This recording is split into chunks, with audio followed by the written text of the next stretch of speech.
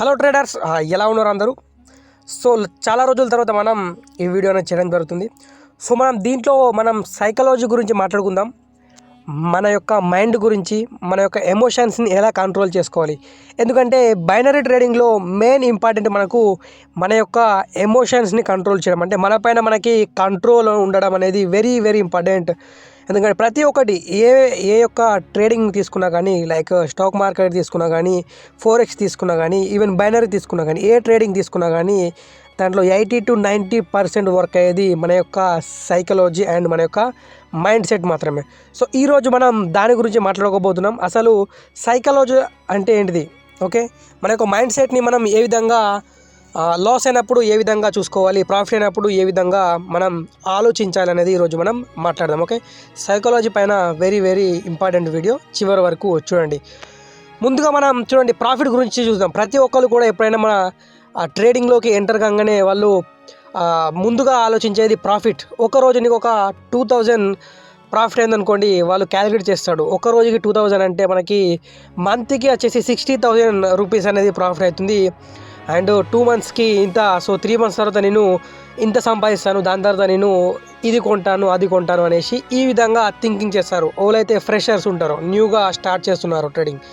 కానీ మార్కెట్ ఆ విధంగా ఉండదు ఎప్పుడు కూడా. నీకు ఈరోజు 2000 ప్రాఫిట్ అయితే రేపు ఆ యొక్క 2000 లాస్ కూడా అయ్యే అవకాశం ఉంటుంది. సో ఇది ఎప్పుడైతే నువ్వు నీ యొక్క మైండ్కు నువ్వు ట్రైన్ చేస్తావో, స్టాక్ మార్కెట్ ఏ ట్రేడింగ్ అయినా సరే దీంట్లో ప్రాఫిట్ అండ్ లాసెస్ ఈక్వల్గా ఉంటాయి. ఈక్వల్ మీన్స్ ఎప్పుడైనా కావచ్చు మనకు లాసు. మనం గ్యారంటీగా చెప్పలేం ఇప్పుడు మనకి ప్రాఫిట్ అవుతుంది ఈరోజు ఇంత, లేదా నేను ఈరోజు ఇంత 100% నేను తీసుకొని వెళ్తాను ఇంత ప్రాఫిట్ చేసి అనేసి మనం ఈ విధంగా ఎప్పుడు కూడా చెప్పలేం. ఇది యొక్క ప్రొహాబిలిటీ పైన డిపెండ్ అవుతుంది. ఎందుకంటే ఏ మార్కెట్ అయినా సరే మనం జస్ట్ ప్రిడిక్ట్ చేస్తాం. స్టాక్ మార్కెట్ అయినా, ఫోరెక్స్ అయినా, మార్కెట్ ఇక్కడ నుంచి ఈ లెవెల్ వరకు పైకి వెళ్తుంది, సో ఈ పాయింట్ వరకు, సో ఇక్కడ నుంచి మనం ట్రేడ్ ప్లేస్ చేస్తున్నామని ఒక సింపుల్ ప్రిడిక్షన్ అనేది మనం చేస్తాము. ఓకే, సో ఆ ప్రిడిక్షన్ రైట్ కూడా కావచ్చు అండ్ రాంగ్ కూడా కావచ్చు. బట్ రైట్ అయ్యే అవకాశం ఎంత ఉంటుంది, ఇవన్నీ కూడా మన యొక్క నాలెడ్జ్ పైన, మనం పాస్ట్లో ఎక్స్పీరియన్స్ని బట్టి దానిపైన ఉంటుంది. ఓకే, అండ్ లాస్ అయినప్పుడు ఏ విధంగా మనం ఉండాలి. లాస్ అయినప్పుడు ఎప్పుడైనా సరే లాస్ అయితే మ్యాక్సిమం 2 to 3 ట్రేడ్స్ లాస్ అయితే ఆ యొక్క రోజు ట్రేడింగ్ అనేది క్లోజ్ చేయాలి. ఎందుకు క్లోజ్ చేయాలంటే నీకు 3 ట్రేడ్స్ అంటే ఏవైతే నువ్వు ఫస్ట్ ప్లేస్ చేసిన 3 ట్రేడ్స్ లాస్ అయినాయి, so next 4th, 5th, 6th, 7th trade profit అవుతుందని ఏం గ్యారంటీ? ఒకసారి ఆలోచించిన. ఫస్ట్ నీ మైండ్ అయితే ఫ్రెష్ ఉన్నప్పుడు నువ్వు 3 ట్రేడ్స్ చేసినావు స్టార్టింగ్, అవే లాస్ అయిపోయినావు. నువ్వు ఎంతో టెక్నికలీ స్కిల్స్, నీ యొక్క knowledge, trend, psychology, candle stick ఇవన్నీ చూసి ట్రేడ్ చేసినావు, లాస్ అయినాయి 3 ట్రేడ్స్ లైన్ కంటిన్యూగా. సో 4th ప్రాఫిట్ అయిద్దని గ్యారంటీ ఏంటి? 5th ప్రాఫిట్ అయిద్దని గ్యారంటీ ఏంటి? 6th ప్రాఫిట్ అయిద్దని గ్యారంటీ ఏంటి? రైట్? సో ఎప్పుడైతే ఈ విషయం నీకు అర్థమైద్దో, నువ్వు ప్రాఫిట్ చేయడం ఈజీగా నీకు ఒక గేమ్లా అయిపోతుంది. ఎందుకంటే ఈరోజు నీ స్టాప్ లాస్ హిట్ అయిపోయింది, సో ట్రేడింగ్ క్లోజ్ చేసినావు.